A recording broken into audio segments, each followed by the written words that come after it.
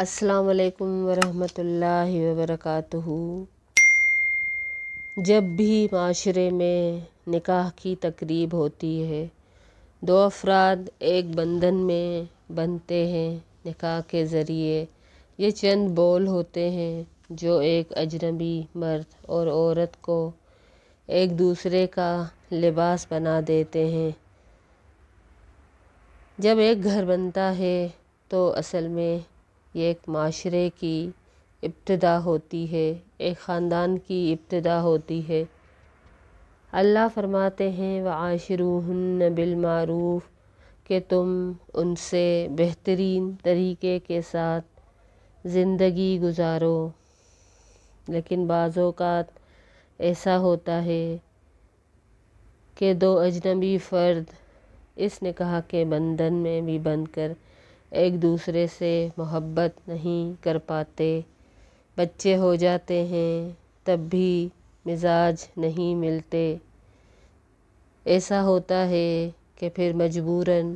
کوئی وہ فیصلہ کرنا پڑتا ہے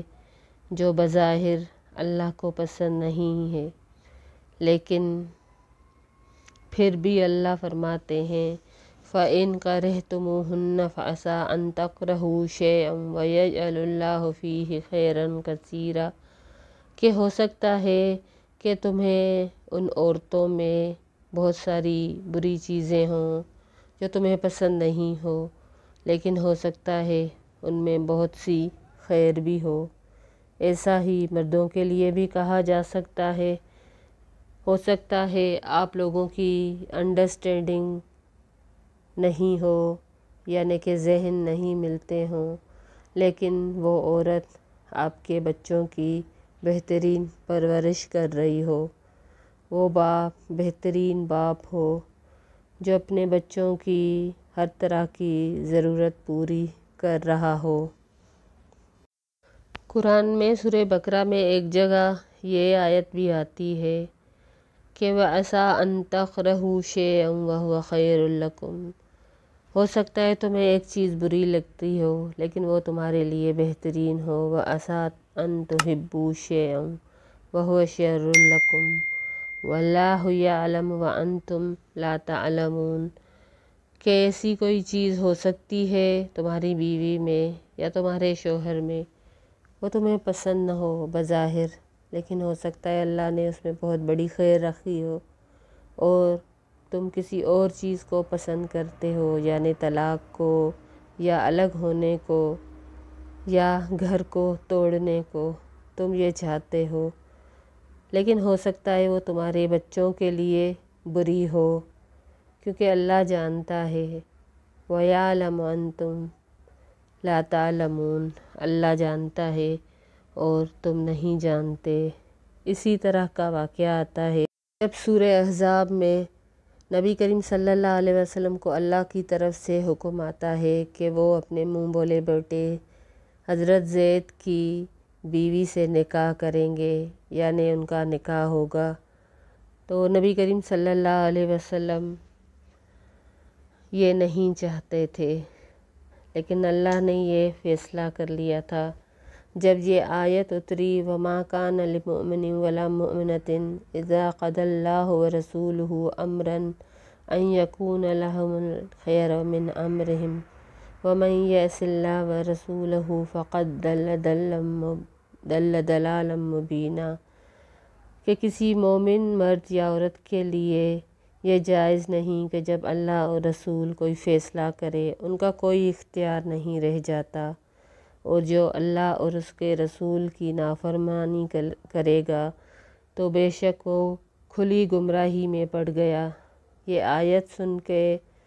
حضرت زینب بظاہر چپ ہو گئیں اور ان کا نکاح حضرت زید سے ہو گیا، مگر بات وہی ہے کہ ان کے مزاج آپس میں نہیں ملتے تھے۔ ان کے دونوں کے تقویٰ میں کوئی بھی شک نہیں۔ حضرت زید نبی کریم صلی اللہ علیہ وسلم کے منہ بولے بیٹے اور حضرت زینب نبی کریم صلی اللہ علیہ وسلم کی پھپھو کی بیٹی۔ تو اللہ نے درپردہ یہ حکم نبی کریم صلی اللہ علیہ وسلم کو دے دیا تھا، لیکن کیونکہ اللہ کے رسول سمجھتے تھے کہ اس معاشرے میں اس چیز کو قبول نہیں کیا جائے گا، تو اللہ نے ان کو کہا کہ آپ اللہ سے ڈریں نہ کہ لوگوں سے،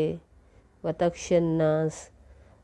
آپ اللہ سے ڈریں، وَاللَّهُ أَحَقُّ أَن تَخْشَوْا، اللہ زیادہ حق رکھتا ہے کہ اس سے ڈرا جائے۔ یہ بشری تقاضا تھا، اس ماحول کا بھی تقاضا تھا کہ نبی کریم صلی اللہ علیہ وسلم بظاہر ہچکچا رہے تھے، لیکن جب اللہ کا حکم آ گیا اور زید رضی اللہ تعالی عنہ نے اپنی بیوی کو طلاق دے دی، تو نبی کریم صلی اللہ علیہ وسلم نے ان سے نکاح کیا، آسمانوں پر یہ نکاح ہوا اور نبی کریم صلی اللہ علیہ وسلم نے اس نکاح کو قبول فرمایا، اور ایک روایت توڑی گئی کہ منہ بولے بیٹے کی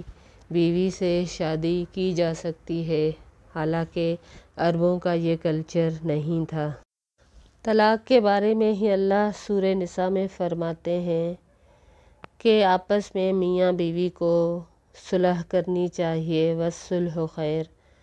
صلح کرنا بہرحال بہترین چیز ہے، کیونکہ اللہ نہیں چاہتا کہ ایک گھر ٹوٹے، مگر اس کے باوجود طلاق ایک جائز عمل ہے۔ گھروں کو ناسور، کسی رشتے کو ناسور بنانے سے زیادہ اچھا ہے کہ ایک دوسرے پہ الزام لگانے سے بہتر ہے الگ ہوا جائے، کیونکہ یہ کوئی ایسی ناجائز چیز نہیں جس کو ہمارے معاشرے میں سمجھا جاتا ہے۔ ایک شعر بھی کہا جاتا ہے کہ ضروری تو نہیں کہ ہم ایک دوسرے پر الزام لگائیں، ناراض ہو کے بچھڑیں، یہ بھی تو ہو سکتا ہے کہ ہم بلا وجہ ہی بچھڑ جائیں۔ تو میاں بیوی کو بچھڑتے ہوئے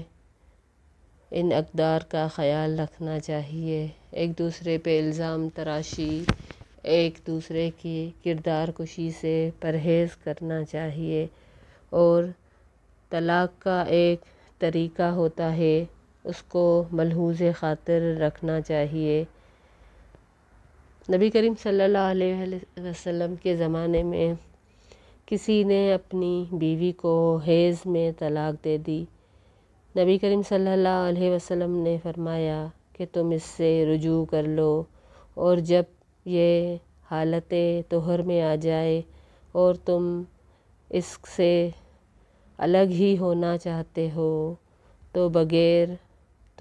بغیر ہم بستری کیے، یعنی کہ بغیر ریلیشن شپ قائم کیے اس کو طلاق دے دو۔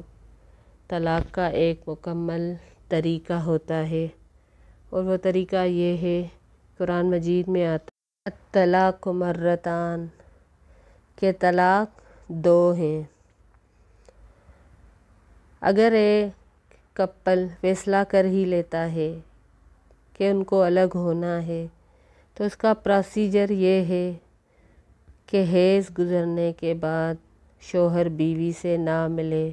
اور اس کو ایک طلاق دے دے، اس کے بعد اس کے پاس 3 مہینے ہیں عدت کے، اس زمانے میں اس کی بیوی اس کے گھر پہ رہے گی اور اس کے لیے بنے گی، سنورے گی، تیار ہوگی، کہ ہو سکتا ہے اس کے شوہر کا دل اس کی طرف مائل ہو جائے اور وہ رجوع کر لیں، لیکن ایسا نہیں ہوتا تو پھر 1 مہینے کے بعد یا 2 مہینے کے بعد، یا عدت 3 مہینے ہے اس کے بعد پھر شوہر ایک طلاق اور دے دے، اس کے بعد بھی بیوی اس کے گھر پہ رہے گی، بنے گی، سنورے گی، کہ اس کا شوہر اس سے رجوع کر لے۔ اگر ایسا نہیں ہوتا تو پھر تیسری بار طلاق دے گا جو طلاق بائن کہلائے گی۔ اب اس کے بعد ان دونوں کا ساتھ رہنا ممکن نہیں رہا، اس لیے ہر انسان کو سوچنا چاہیے، ہر مرد اور عورت کو سوچنا چاہیے بیٹھ کے کہ کس طرح سے یہ عمل کرنا ہے، شریعت کے مطابق ہونا چاہیے تاکہ انسان اللہ کی ناراضگی سے بچے اور ایک وہ معاشرہ قائم کرے جس میں کوئی فساد نہیں ہو، جس میں ایک دوسرے کی دل آزاری نہیں ہو، جس میں ایک عورت کو بھی آگے بڑھنے کا موقع دیا جائے اور ایک مرد کو بھی آگے بڑھنے کا موقع دیا جائے۔ اس کے بعد بچے کی ذمہ داری کس پہ ہوگی انشاءاللہ یہ دوسرے درس میں بتایا جائے گا۔